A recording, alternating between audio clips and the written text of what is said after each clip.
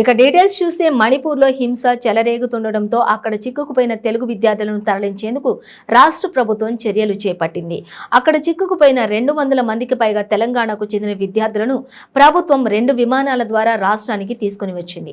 ఇందులో భాగంగా మొదటి విమానం హైదరాబాద్లోని శంషాబాద్ ఎయిర్పోర్టుకు చేరుకుంది.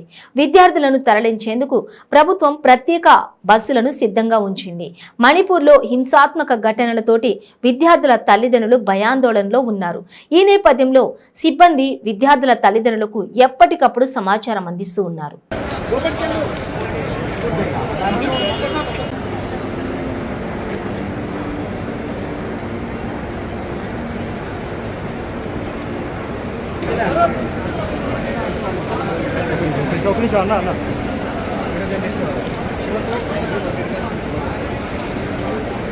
ఎంతో బాధగా యూత్ అంతా కూడా ఈరోజు అక్కడ సంఘటన వల్ల పిల్లలంతా కూడా ఇంచుమించు మన ఇక్కడ ఉన్న తెలంగాణ పిల్లలందరూ 250 మంది ఉన్నారు. వెనకడ సంఘటన వల్ల వాళ్ళున్న బంధులకే బాంబు పేలడం ఇవన్నీ కూడా ఎంతో మంది ఇంచుమించు ఒక 50 మంది చచ్చిపోయారని చెప్తున్నారు పిల్లలు. కానీ నిజంగా కూడా అదృష్టం మన తెలంగాణ ఆంధ్రానే కానీ ఎవరు కూడా పిల్లలకి ఇక్కడ హామీ జరగలేదు. అది మన గొప్ప అదృష్టం మన పిల్లలు.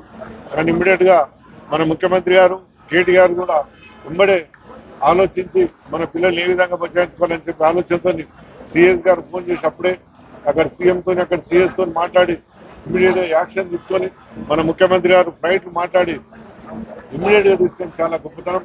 తెలంగాణ వచ్చిన తర్వాత ఒకటే ముఖ్యమంత్రి గారు ఒకటే కోరుతారు, ప్రజలందరూ కూడా సుఖ సంతోషంతో ఉన్నప్పుడే తెలంగాణ తెచ్చుకున్నాడు అనుకొని ఈ రోజు ఇంతమంది కార్యక్రమం పెట్టడం ఎవరు కూడా ఆలోచిస్తారు.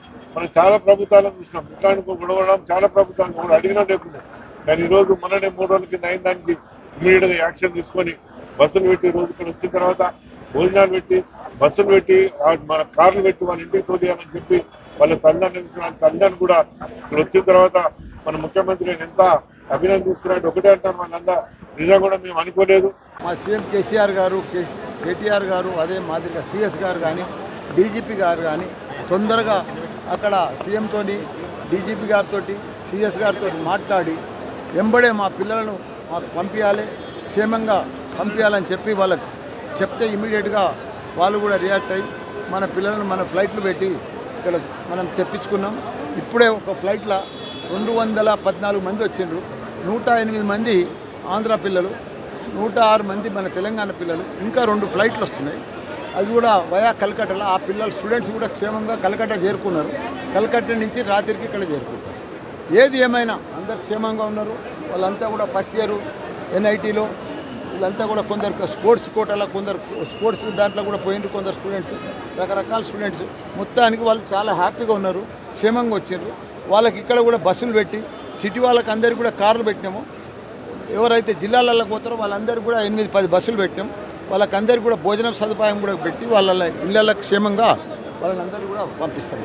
సంబంధించిన సివిలియన్స్ కానీ ఎవరైతే స్టాండ్ అయ్యారో వాళ్ళందరినీ తెలంగాణకు సేఫ్ గా తీసుకురావాలని గౌరవ ముఖ్యమంత్రి గారి ఆదేశాల మేరకు జిఏడి పర్యవేక్షణలో ఇక్కడ police department, revenue department and GAD department కి సంబంధించిన స్టాఫ్ అందరూ కోఆర్డినేట్ చేస్తున్నారు.